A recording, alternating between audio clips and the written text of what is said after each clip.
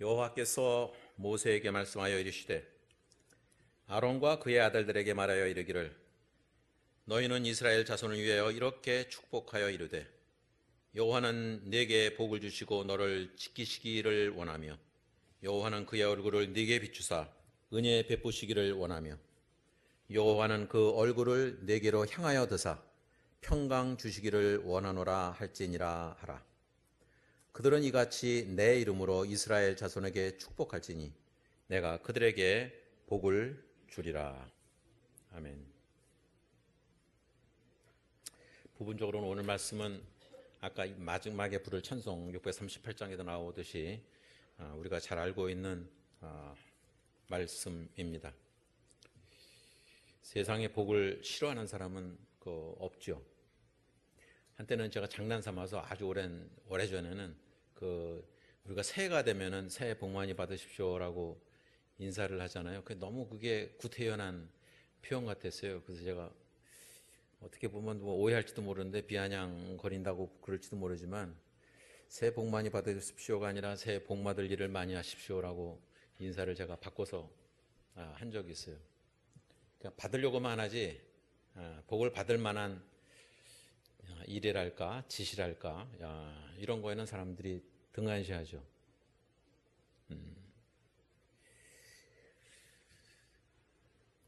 동시에 자기는 복을 받길 원하면서 남이 복 받는 거에 대해서는 질투와 시기를 하기 마련입니다.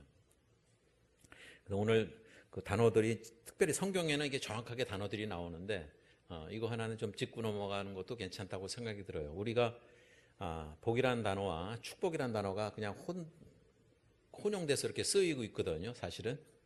근데 성경에서는 그 정확하게 나와 있어요. 하나님은 축복하시는 분이 아니고 하나님은 복을 주시는 분이에요. 축복이란 말은 축자는 빌 축자예요. 그러니까 하나님은 누구한테 빌 사람이 없죠. 빌 대상이 없기 때문에. 근데 우리가 이제 평상시에 쓰니까 그 뜻이 그 뜻인 줄 알고 씁니다. 근데 영어에서는 그게 구분이 안 되기 때문에 그것이 아마 이렇게 번역이 되면서 우리는 그냥 축복을 그냥 복으로 생각하고 쓰는 거라고 생각이 듭니다. 하지만 축이라는 단어는 빌축자라는 것. 그래서 성경에서는 하나님께서는 내가 내게 복을 준다고 그러지 축복한다는 표현이 나온 적은 성경에는 한 군데도 없습니다. 축복은 우리가 축복하는 거예요. 다른 사람을 축복하는 겁니다. 하나님께 복을 달라고 우리가 빌어주는 것이 축복입니다. 오늘 본문도 그런 것입니다. 자, 그 가운데서 우리가 복을 싫어하는 사람 하나도 없듯이 하지만 또 복을 잘못 얘기했다가는 우리 신앙 중에 기복적인 신앙들이 정말 많이 있잖아요. 그걸로 오해가 두려움 때문에 복에 대한 설교를 하는 것도 사실 쉽지는 않습니다. 하지만 이건 성경에 분명히 나왔고 하나님께서는 우리에게 복을 주시는 분이라는 것, 그리고 우리는 복을 받기 위해서 하나님께 기도해야 된다는 것은 당연한 것입니다. 자, 첫 번째로는 이 가운데서 오늘 본문에 있는 말씀 중에서 몇 가지를 좀 정리를 해봤습니다. 하나님께서는 하나님께서 복을 주실 대상을 찾기 위해서 그래서 우리를 창조하셨습니다. 그러니까 우리가 복을 구하는 것은 어찌 보면 당연한 것입니다. 하나님께서는 우리에게 초자연적인 복을 베풀어 주시기를 원하십니다. 사실 그걸 생각해 보면 우리가 몇십 년 만나는 반가운 사람을 기대할 때 마음이 설레듯이 하나님의 복을 받는다는 건 정말 설레는 것입니다. 사도 바울은 에베소서 1장 3절에 이렇게 고백하고 있습니다. 찬송하리로다 하나님 곧 우리 주 예수 그리스도의 아버지께서 그리스도 안에서 하늘에 속한 모든 신령한 복으로 우리에게 복 주시되. 우리들뿐만 아니라 넌 크리스찬들을 위해서도 하나님께서는 어찌 보면 그들의 마음과 생각을 열어서 예수 그리스도를 통해서 구원의 은혜를 입고 믿음 안에서 하나님의 복을 받기를 원하고 계신다는 것입니다. 또 하나는 우리 그리스도인의 마땅한 의무이기도 하고 또 의무와 동시에 특권이기도 한 하나님을 찬양하는 것입니다. 하나님께서는 그 하나님의 복을 받지 않으면 온전히 찬양하고 경배하고 경외할 수 없다는 것을 하나님께서는 알고 계십니다. 하나님께서 먼저 우리에게 무언가를 주시지 않는 한 우리는 하나님께 가치 있는 것을 드릴 수 없습니다. 요한일서에 있는 말씀을 찬송가에도 나오는 말씀이긴 하지만 제가 좋아하는 말씀이죠. 하나님께서 우리를 먼저 사랑하셨기 때문에 우리가 사랑하는 것입니다. 우리가 하나님을 알기 전에 하나님께서는 우리를 먼저 아셨다는 거죠. 하나님은 복을 주시는 분이시지만 우리에게 완전하고 온전하고 또 선한 것을 주시는 것입니다. 그래서 그에 대한 보답을 우리는 하나님께 또 드려야 되는 것도 당연한 일입니다. 모든 복이 하나님으로부터 흘러나온다는 것을 우리가 알고 그래서 우리가 하나님을 찬양하는 거죠.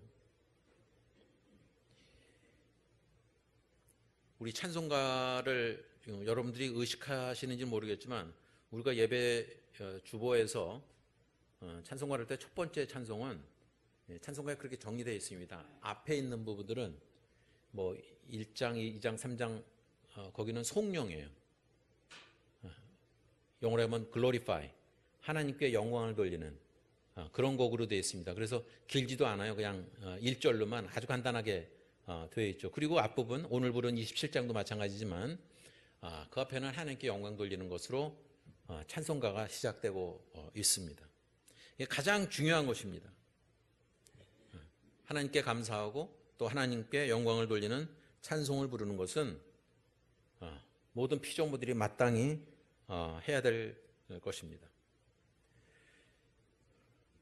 세 번째로는 하나님께서 오늘 본문에서도 말씀하듯이 모세에게 주신 명령입니다. 그것은 바로 순종이라는 것이죠.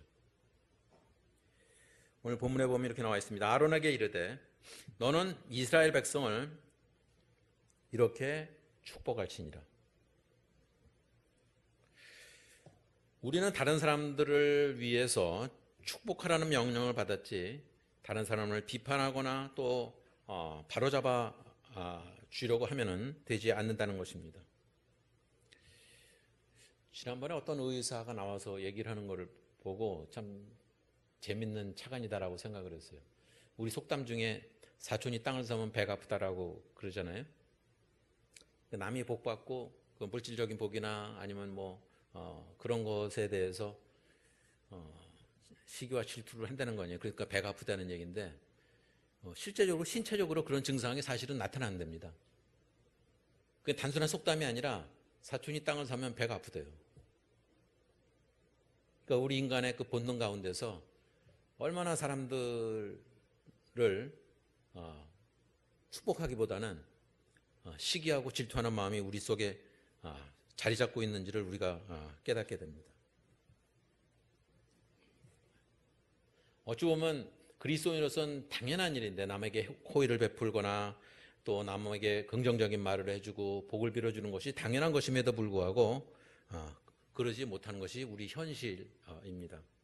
우리의 삶 가운데서도 그게 역력히 드러나 있죠. 직장 생활에서도 그렇고 서로 경쟁사회 속에서 살아가면서 약육강식과 생존 경쟁 이런 것들 때문에 남에게 복을 빌어줄 마음의 여유를 갖지 못하는 것이 이 세상의 삶일지도 모릅니다. 하지만 그리스도인이라면 자기가 받은 은혜를 다른 사람과 나누고 그 복을 빌어주는 것은 하나님께 순종하는 마음이 있을 때 가능한 것입니다.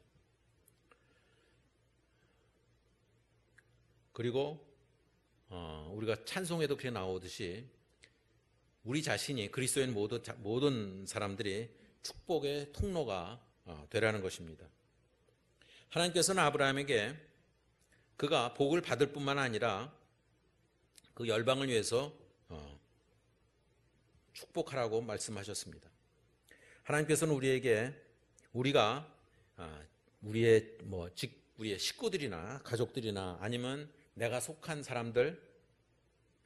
사람들뿐만 아니라 사실은 사도행전에 나오듯이 모든 만방에 하나님의 말씀을 가르치고 그들을 위한 축복의 통로가 우리 보고 되라고 말씀하고 계시는 거죠. 쉽지 않은 일이겠지만 나를 통해서 하나님을 누가 만날 수 있다면 그것처럼 이 땅에서의 삶이 얼마나 그 복된 일이겠습니까?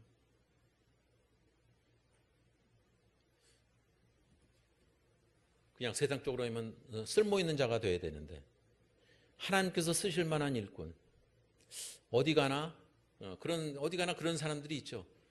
정말 아무리 작은 교회나 아무리 큰 교회도 정말 헌신적으로 일하는 분이 있는가 하면 그거는 이렇게 휘젓고 다니는 사람이 또 있어요. 그렇기 때문에 교회가 기도하게 되고 그런 자극자가 되는 것도 사실이지만 근데 본인은 그런 역할을 감당하기에는 인생이 너무 아까운 거 아닙니까? 물론 그걸 보고 자기가 쓰임받았다고 얘기할 수 있을까요?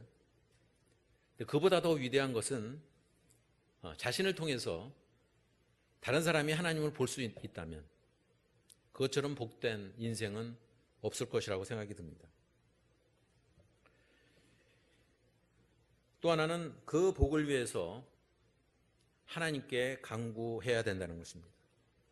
여기서 우리가 문제가 생기는데 우리의 대부분의 기도가 우리 자신의 안위와 또 물질과 권력과 뭐 이런 것들입니다. 성경에서도 장수하는 것이 오래 사는 것이 복이라고는 하지만 인생을 좀 살다 보니 그냥 그 장수하는 것만 그 자체만이 복은 아닌 것이죠. 짧은 인생을 살더라도 뭐 선교사들 옛날에 그 순교한 사람들 정말 많지 않습니까?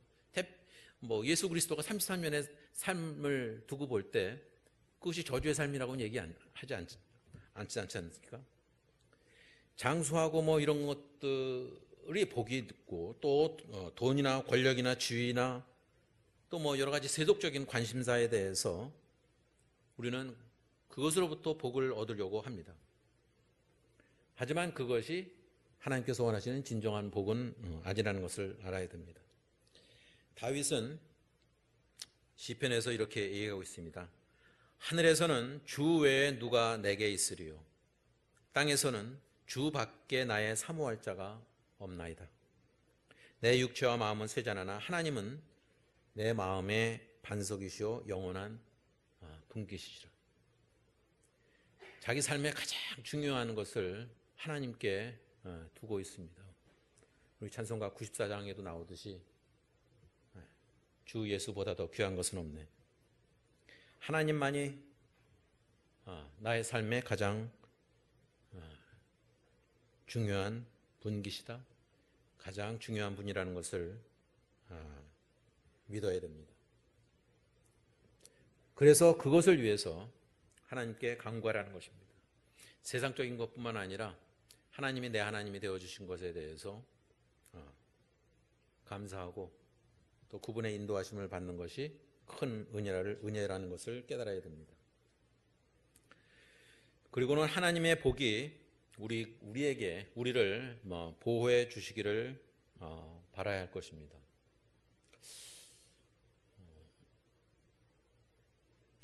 제가 그때 벌써 13년 이제 반이 지났는데 병원에서 있을 때 지금도 이렇게 저는 그 의사의 표정이 잊혀지질 않아요. 심전도 3번 하고 나서 이렇게 저를 내려다보면서 이제 곧 돌아가실 것 같습니다라고 한 그 표정이 잊혀지지가 않아요. 그러고서는 한번 해보자고 그래서 이제 지금까지 제가 살고 있는 건데, 근데 병원에 입원했을 때 제가 중환자실에 좀 오래 있었거든요. 보통은 뭐 심근경색 그럼 한 사흘 정도면 퇴원을 합니다. 이렇게 조영술로 해갖고 하면은 그냥 바로 퇴원이 가능한데 중환자실에 8일 정도인가 오래 있었어요. 왜 그러냐 그랬더니 저는 그전에는 들어보지도 못한 단어 부정맥 때문에 부정맥이 나타나서 이게 위험하니까 있어야 된다는 거예요. 근데 거기로 이제 어느 정도 되니까 이제 사람들이 와서 얘기를 해주는 것 중에 재밌는 얘기가 저는 그냥 웃고 있었는데 뭐 격려되고 뭐 이런 게 아니라 주변에 뭐 저와 같은 증상으로 해갖고 죽은 사람 얘기를 이렇게 많이 하더라고요. 누구는 뭐 잘 때 죽었다. 그 서울의대 그 의사인데도 자다가 심근경색으로 죽었다. 뭐 이런 얘기들을 많이 하더라고요. 그런 걸 보면서 이게 나를 격려해 주는 거라고 얘기를 한 건데, 야, 이게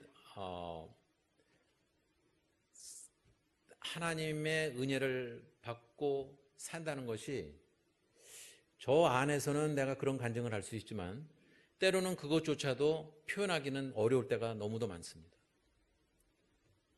그러면 사고로 죽은 사람들, 뭐 이런 사람들은 그럼 뭔가.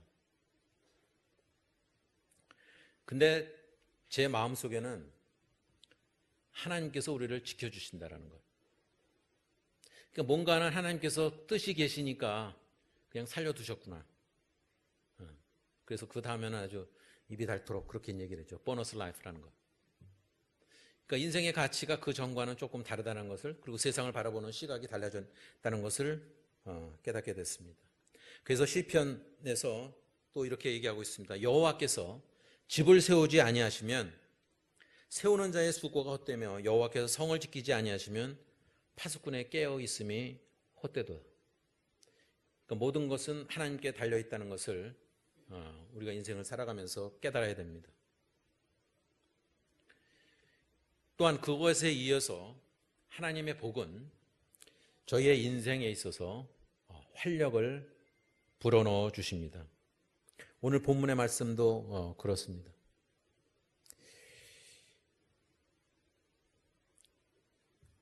여러분들 살아가면서 어떤 사람을 볼 때, 특별히 그리스도인의 경우 사람을 보면서 아우 저 사람 얼굴에서 그냥 광채가 나네, 그런 적 본 적 있으세요? 저 신학교 때 어떤 제 동료 한테서 그런 거를 본 적이 있어요. 얼굴에 그냥 은혜가 가득 차 있어요. 근데 하나님의 빛이 비춰지면 그런 광채가 나타나야 됩니다. 하나님께서는 우리에게 하나님의 얼굴을 우리에게 비춰주시기를 원하십니다. 오늘 본 말씀 25절에 보면 이거 정말 멋있는 말씀이에요. 여호와는 그의 얼굴을 네게 비추사 은혜 베푸시기를 원하며. 하나님의 얼굴을 볼 수 있는, 또한 우리의 모습을 통해서 다른 사람이 아까도 말씀드렸지만 우리를 통해서 하나님을 볼 수 있는, 그렇게 우리가 쓰임받기를 원합니다. 어떤 신학자는 이렇게 얘기했어요. 오 주님, 당신은 아름답습니다. 당신의 얼굴만 있으면, 또한 당신의 눈이 우리에게 비춰지면 우리에게 하나님의 은혜가 넘칠 줄로 믿습니다. 자, 이어지는 말씀은 하나님의 복은 우리에게 은혜가 된다는 것입니다. 너에게 은혜를 베풀라라고 하는 이 단어는 도움이 필요한 사람에게 줄 것이 있는 그것을 뜻합니다. 우리가 간구하는 것들, 건강이나 아니면 물질이나 이런 것보다 더 중요한 것은 하나님의 은혜의 복인 것입니다. 왜냐하면 하나님께서는 모든 사람이 죄를 범하였음에 하나님의 영광이 이르지 못한다라고 말씀하고 있기 때문입니다. 우리는 하나님께서 우리를 용서해 주실 때 모든 일이 가능합니다. 그것이 예수 그리스도가 이 땅에 오신 목적이기도 합니다. 우리를 용서해 주시기 위해서, 십자가에 달리심으로 용서해 주시기 위해서 그 힘으로, 그 능력으로 우리를 용서해 주셨다는 것이죠. 그러니까 예수님이 없었으면 우리가 용서받기는 불가능한 일인 것이죠. 따라서 하나님께서 우리의 기도를 들으시는 그 기도가 예수 그리스도를 통해서 이루어진다는 것을 고백해야 됩니다. 그래서 우리가 기도에 마지막에 예수 그리스도의 이름으로 기도합니다라고 하는 기도는 반드시 필요한 것입니다. 또한 하나님의 복은 우리의 필요를 채우기에 충분하다는 것을 우리가 깨달아야 됩니다. 이따금씩 말씀드리지만 우리가 바라는 것은 우리가 원하는 것과 또 우리의 필요가 때때로는 다른 것을 알아야 됩니다. 우리가 원하는 것이 우리의 필요가 되면은 정말 좋은데, 또 우리가 실제로 생활할 때도 필수품이 있고 사치품이 있잖아요. 당시에는 정말 필요한 것 같은데 와 보면은 쓸모없는 것들이 얼마나 많습니까? 물건 새로 사다 놓고서 포장도 뜯지 않은 물건들이 정말 집에 많이 있잖아요. 근데 하나님께서는 우리에게 필요한 것, 그때그때 원하는 것이 아니라 우리에게 필요한 것들을 늘 주신다는 것을 깨달아야 됩니다. 우리의 모든 정서적인 것, 정신적인 것, 사회적인 것, 신체적인 것, 영적인 것, 모든 것을 공급하시는데 하나님의 은혜가 충분하다는 것을 알아야 됩니다. 어느 한 부분에만 국한시켜서 이것만 해주시면 하나님 떠나셔도 돼요. 이런 식의 기도는 가당치 않다는 것입니다.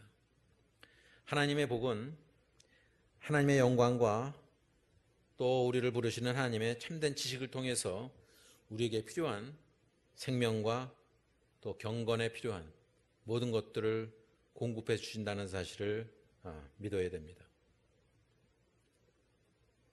자, 이어서 더 중요한 것 중에 하나는 하나님께서는 우리 모두에게 복을 주시기를 원한다는 것입니다. 여러분들이 이게 참 믿겨지기가 참 힘든 일인데 우리가 하나님께 복을 바라는 것도 중요하지만 이미 그 이전에 하나님께서 우리를 먼저 사랑하시고 우리를 아셨듯이 하나님께서는 우리에게 복을 주시기를 원한다는 것이죠. 근데 그것을 우리가 거부하는 경우가 얼마든지 있어요. 때로 부모가 자녀에게도 그런 테스트를 해보잖아요. 다 손에 자녀에게 다 줄 것을 쥐고 있는데 그것을 받아가지 못하는 자녀들이 얼마나 많습니까? 그것을 뺏으려고 하는 것이 아니라 하나님께서는 우리에게 복을 주시기를 원하신다는 것을 기억해야 됩니다. 또한 그것을 우리를 지켜주심으로 인해서 하나님께서는 우리에게 복을 주신다는 거죠. 이 지킨다라는 것, 여기에 영어 성경에서도 찬송가에도 영어에서는 킵이라는 단어가 나옵니다. 킵, 보관하다, 지킨다, 이런 단어들이 나옵니다. 그 킵이란 단어는 실제로는 큰 관심을 기울이다라고 하는 뜻이 거기에 포함되어 있습니다. 큰 관심을 기울이다. 마치 정원을 가꾸거나 아니면은 그 당신은 양떼를 지키거나 아니면 집 같은 것들을 돌보고 또 그런 것들을 관리하는 것을 뜻합니다. 그것은 생명나무로 가는 길을 지키는 그룹이나 아니면 문지기 또는 파수꾼과 같은 그런 분들이 침입자를 경계하는 것 같은 그런 역할을 하는 거죠. 킵이라는 건 지킨다. 골키퍼? 골키퍼도 그런 거죠. 골대를 지키는 것. 하나님께서 우리를 지켜주신다는 거죠. 지켜주신다. 야, 이것처럼 좋은 단어가 없죠. 하나님께서는 keeper, 우리를 지켜주시는 분이라는 것입니다. 하나님께서 그 욥기에 나오는 욥의 생명을 건드리지 말라고 사탄에게 명령하실 때 바로 그 점을 사용하셨습니다. 하나님께서는 우리를 지켜주시기를 원하십니다. 우리가 이렇게 지금 살아있는 것, 우리가 이렇게 존재하는 것, 하나님께서 지켜주시기에 가능한 것입니다. 우리가 얼마나 많은 물질을 갖고 있고 금을 갖고 있고 얼마나 많은 친구가 있는지 그런 것도 얼마나 많은 보험을 갖고 있는지 이런 것 중요하지 않습니다. 하나님께서 우리를 날마다 순간마다 보호하시고 또 우리에게 복을 내려주지 않았다면 어떠한 복도 의미가 없고 이 세상의 존재의 의미도 없는 것입니다.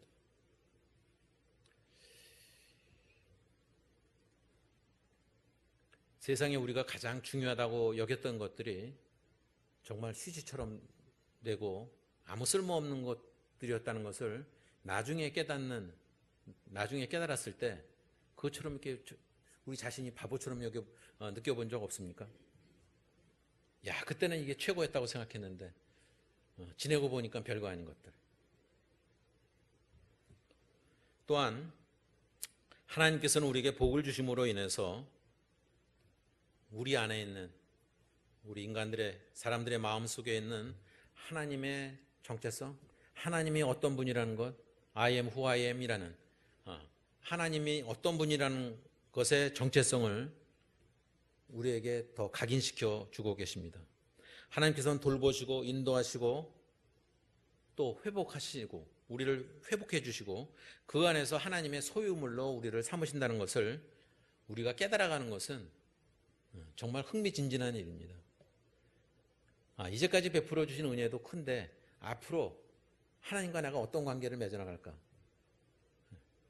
여러분들은 어떤지 모르겠지만 저는 이제 서서히 그 휴대폰에 있는 전화번호 같은 거 어떤 것들은 좀 지워나가기 시작해요. 몇 년 동안 연락 없는 사람들. 만약을 위해서 우리는 갖고 있는데 그 가운데 정말 지워나가야 될 이름들이 실제로 많이 있어요.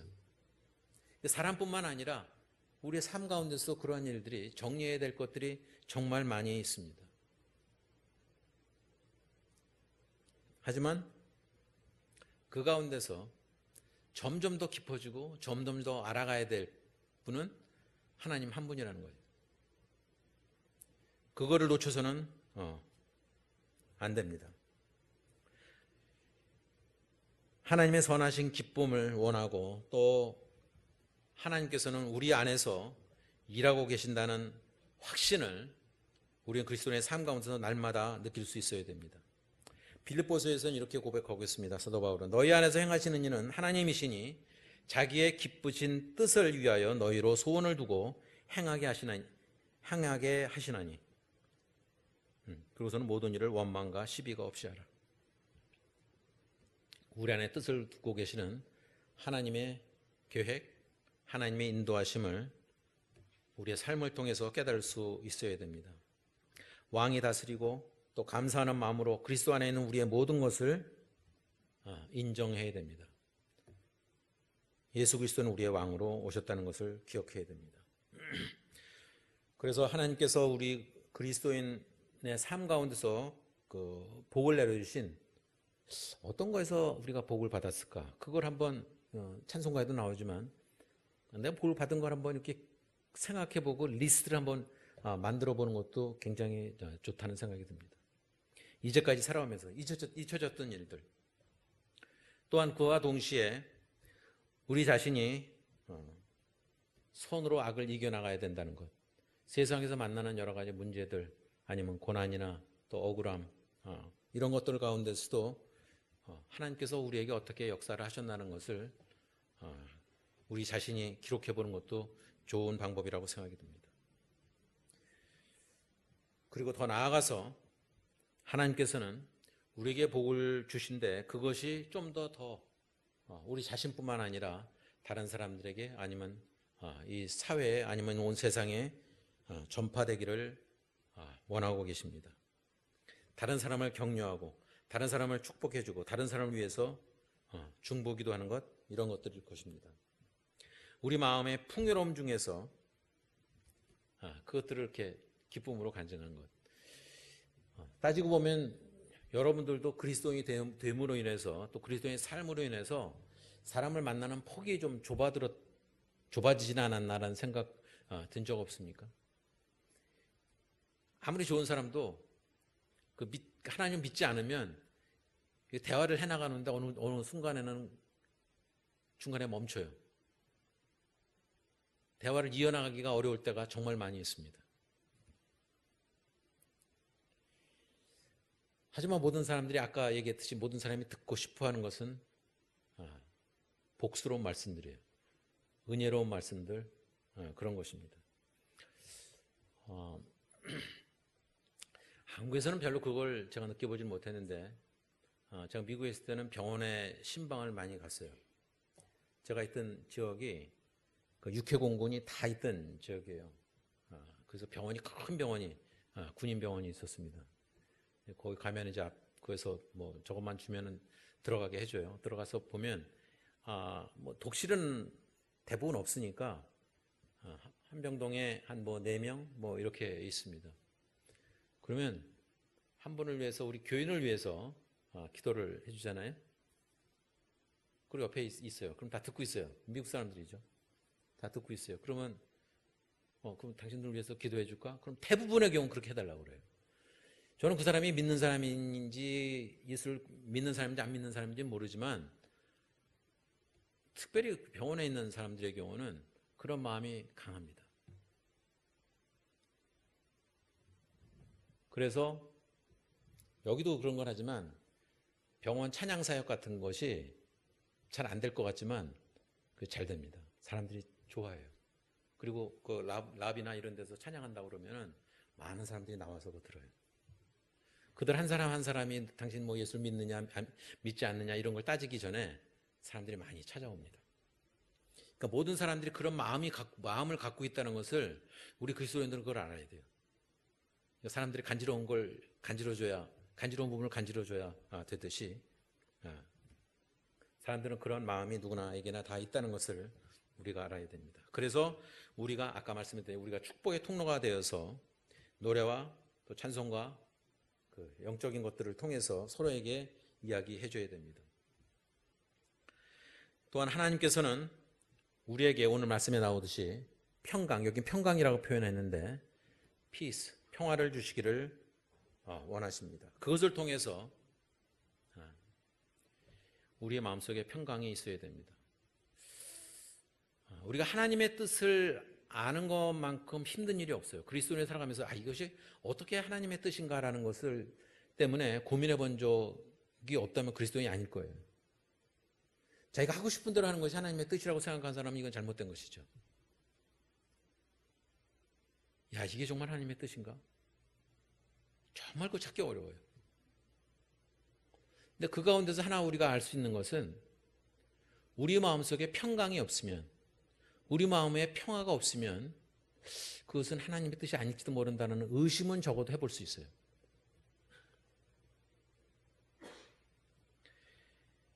우리가 남을 위해서 축복할 때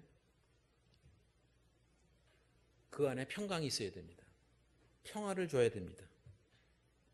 자극을 주고 뭔가 막 꼬집어주고 막 비판하고 너 이렇게 살면 안 돼 이런 것이 아니라 그 마음속에 평화를 줄 수 있어야 됩니다. 사람이 돈이 많다고 해서 평화가 주어지는 거 아니잖아요. 제가 가끔 그랬듯이 사람들이 편안한 걸 찾지만 그 편안하다고 해서 평안이 있는 건 아니에요. 때로는 이게 반대로 가요. 차라리 아무것도 없을 때 평안한 경우가 많아요. 잃을 것이 없을 때 마음의 평강이 찾아오는 경우가 있을 수 있다는 거죠. 그래서 전도서에도 부자의 넉넉함이 그가 잠을 못 자게 한다는 거예요. 많이 있으면 있을수록 불안한 거죠. 펜스 높게 쳐야 되고 얼람 막 해야 되고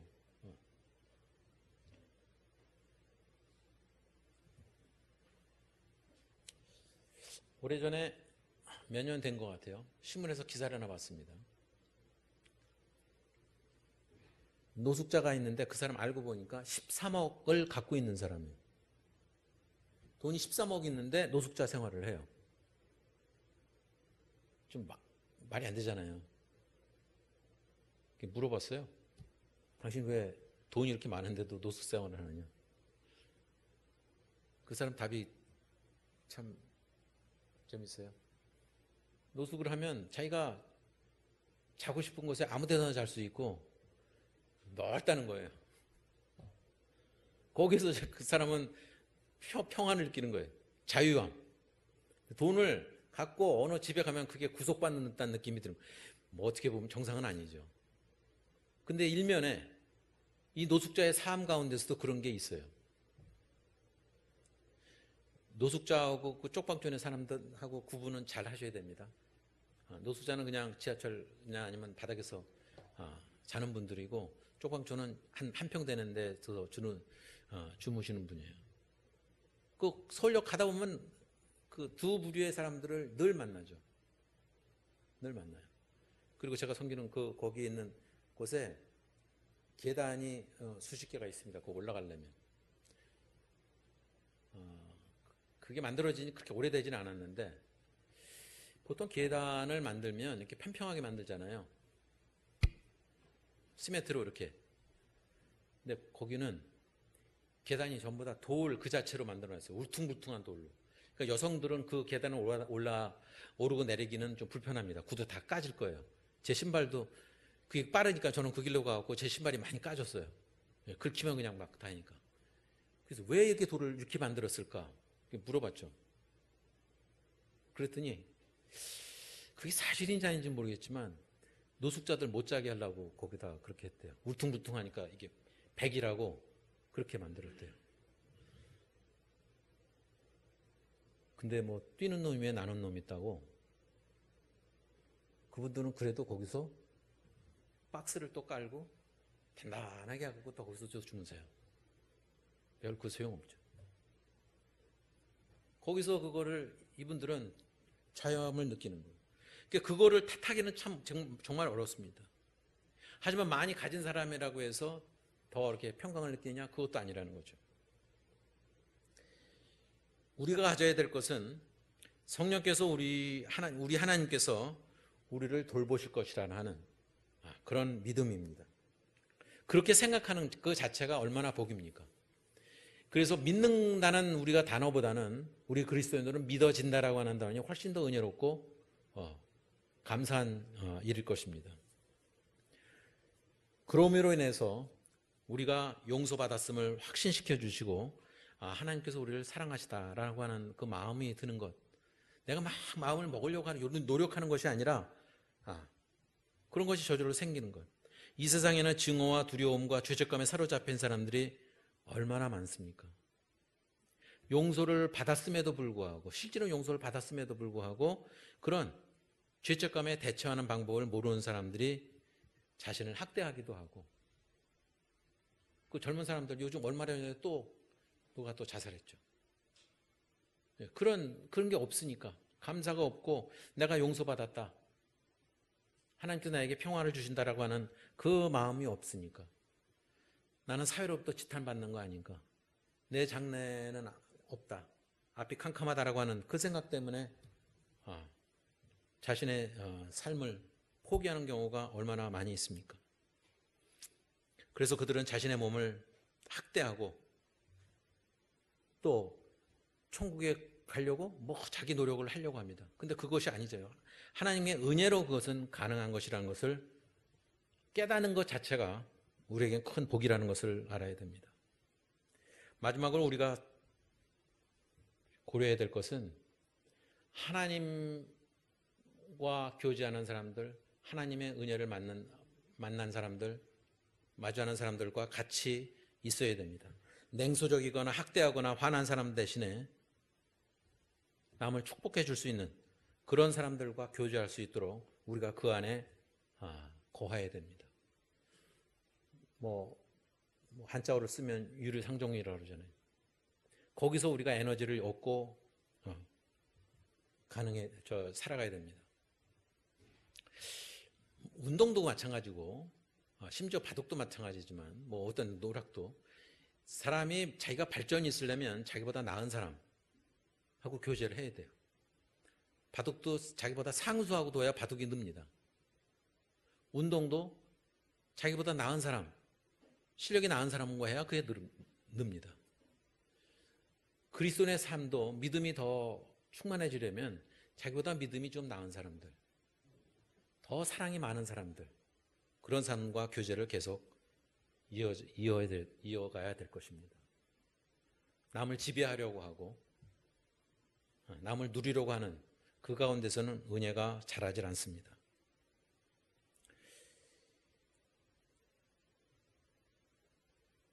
우리의 삶 가운데서 주님을 찾는 자들과 의와 경건과 믿음과 사랑과 화평을 조치라고 하는 하나님의 말씀을 우리가 마음속에 새겨야 될 것입니다.